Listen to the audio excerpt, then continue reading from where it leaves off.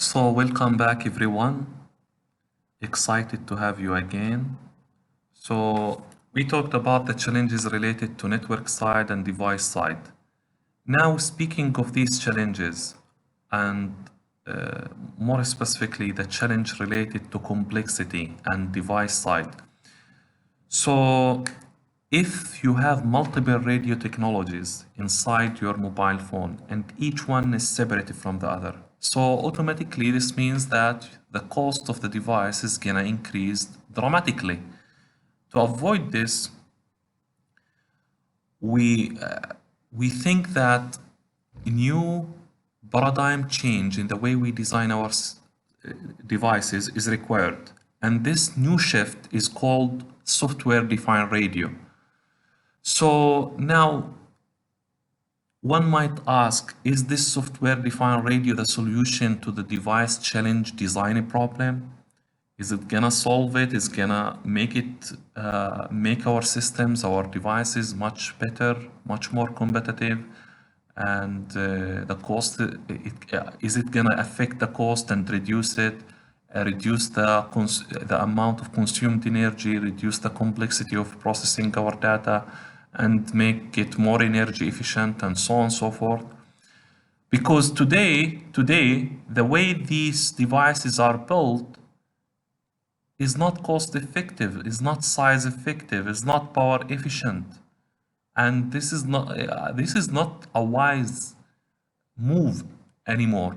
You have to bring something different that can make your system more competitive, more efficient, more reliable, and more cost effective.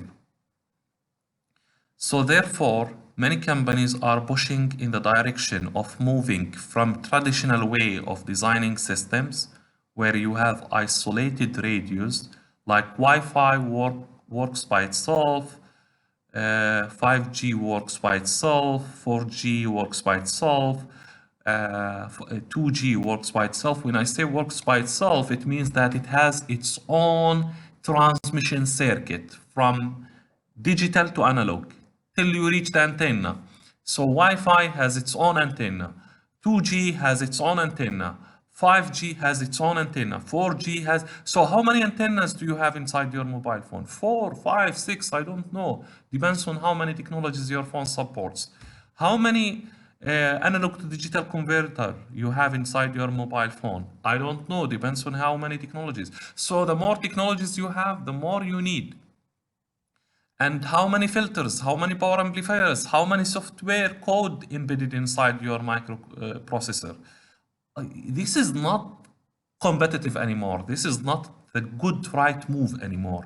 You have to bring something different. The thing that's different now is what we call the software-defined radio. Software-defined radio means that the analog part, the RF front end, is gonna be different for different technologies, and the DCP processing part is gonna be like focusing on the software part that configures and changes the frequency responsible for operating each radio, and changing the parameters, changing the code, changing the transmission side, the reception side, the technology itself. So basically, if you were to visualize software-defined radio and understand what it is, so you can think of one device with, let's say, one antenna and one RF front end, and you have a program software where you can just put the code in it and it just runs the technology that you want or you select. So if you want to run Wi-Fi technology, all what you need is to change the software inside the DSP or inside the microcontroller or microprocessor or FPGA. If you want this same device to be used for serving 4G users, you just change the code here. You don't change any other thing over here. If you want this same thing to serve 4G, 5G, 3G, Wi-Fi or WiMAX, or you just change the code, the software, which is easy to do because changing hardware is not easy. It's very difficult, very challenging, very costly. That's why software-defined radio is really a promising direction in research, in business, in industry, and many people are pushing towards that. It means that wideband antennas and analog to digital converters span bandwidth of desired signals. This is one of the key features that software-defined radio provides. Like you can span at any bandwidth you want, means you can transmit your signal at any band, and with the same antenna, with the same analog to digital converter sometimes.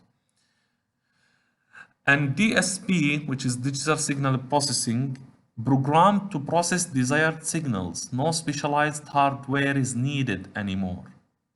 Even there is something called sub-Nyquist sampling, is also can be a very useful method with the analog to digital conversion and DSP requirements. So this slide is very, very important because it gives you information about something that's new, that's emerging in the wireless industry called software-defined radio.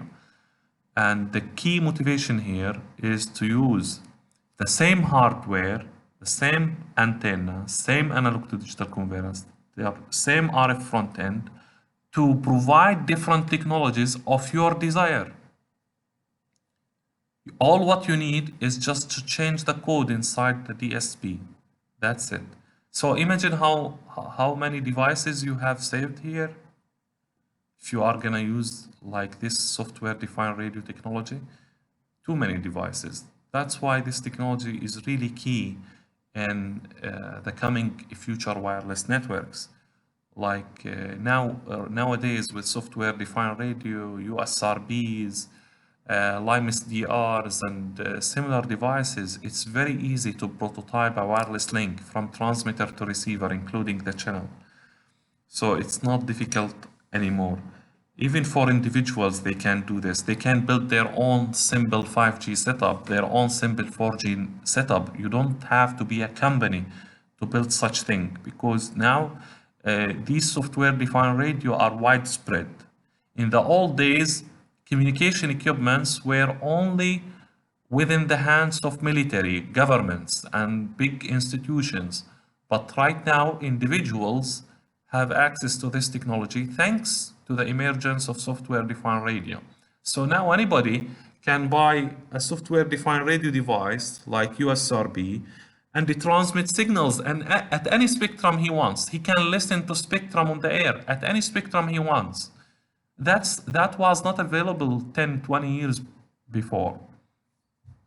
That's why this is really groundbreaking. This is something new, and it opens lots of opportunities for engineers. It enables them to build communication systems from A to Z, from the transmitter to the receiver, without the need to be dependent on using very expensive communication equipments that are usually bought from big companies like Nokia, Ericsson, and Huawei.